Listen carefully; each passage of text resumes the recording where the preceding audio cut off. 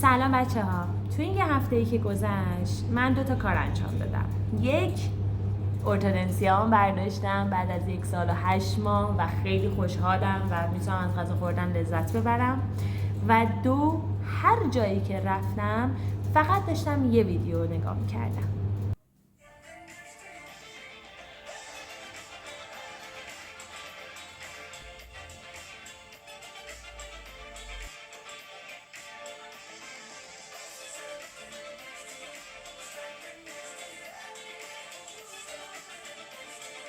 شاید بپرسید این ویدیو چی هست اصلا که هی همه جا داری نگاش میکنی. 2 سال پیش جان کوک آهنگ Standing Next to You رو منتشر کرد. وقتی که دنسش رو دیدم عاشقش شدم و اون موقع اینجوری بودم که واو چقدر این خفن و خوشگله و یه روزی میشه که من اینجوری برقصم یا مثلا اینو بتونم برم یا نه. و اون موقع اصلا دنس رو شروع هم نکرده بودم و اصلا دیگه درگیر زندگی شدم و کلاس هیپ هاپ رفتم و اینا، تا اینکه امسال یعنی یه هفته پیش دقیق بخوام بهتون بگم، جین یه کنسرتی برگزار کرد و جان کوک به عنوان مهمان اونجا اجرا داشت و دوباره این آهنگ رو اجرا کرد و من دوباره یادم اومد که چقدر این کوریوگرافی رو دوست دارم. در نتیجه امروز باشگاه خالیه 2 ساعت، یعنی الان ساعت 1:30 و تا ساعت 3:30 باشگاه خالیه و بعدش کلاس دارم. تو این 2 ساعت میخوام تلاش کنم ببینم که میتونم اون آهنگ رو کاور کنم یا نه. اگر تونستم که به خودم افتخار میکنم، ولی اگر نتونستم من باید اونو کاور کنم، اصلا نمیشه.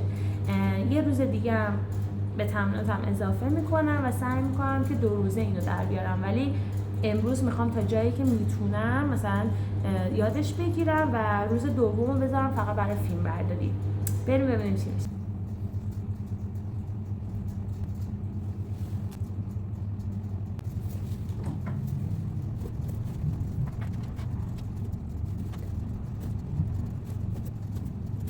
A few moments later.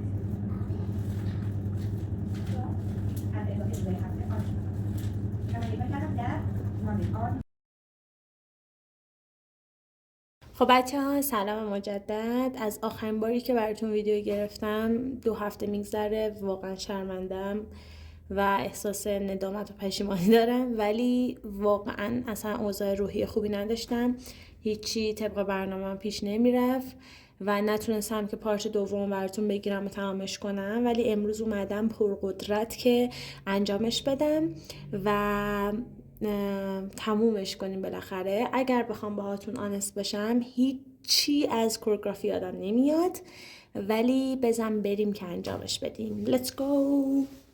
A little faster. 5, 6, 7 and 8 and 1, 2, 3 and 4, 5, 6 and da da da da. 1, 2, 3, 4, 5 and 6 and da da da da. Standing next to you. Hey, 5 and 6 and 7, 8. 1, 2, 3 and 4, 5 and 6 and 7 and 8 and 1.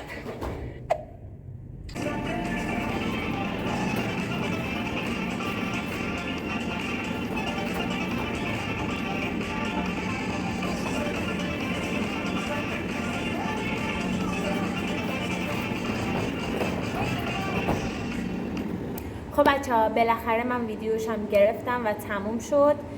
خیلی خوشگل و پرفکت نشد، ولی بدم نشد، خودم راضیم، چون که با این شرایط گرفتمش که 2 روز تمرینش کردم، یه روز 2 ساعت کلا، 2 هفته هیچ کاری نکردم، شرایط روحی خوبی نداشتم و امروز 1.5 ساعت تمرین کردم و تموم شد. شما بهم بگید که این چالش رو بردم یا باختم، چون که قرار بود تو یه روز بگیرمش ولی شد 2 روز، ولی خب کلا تو 3 ساعت کاورش کردم و خودم راضیم بر اساس شرایطی که داشتم، سابقه تمرینی دنسی که داشتم و اینا. به نظرم خوب پیش رفتم و اینکه مرسی از اینکه تا اینجا همراهم بودید، مرسی که حمایت میکنید. لطفاً لایک کنید، کامنت بذارید، سابسکرایب کنید و به دوستاتون منو معرفی کنید. مرسی. ماچ به همتون. بای.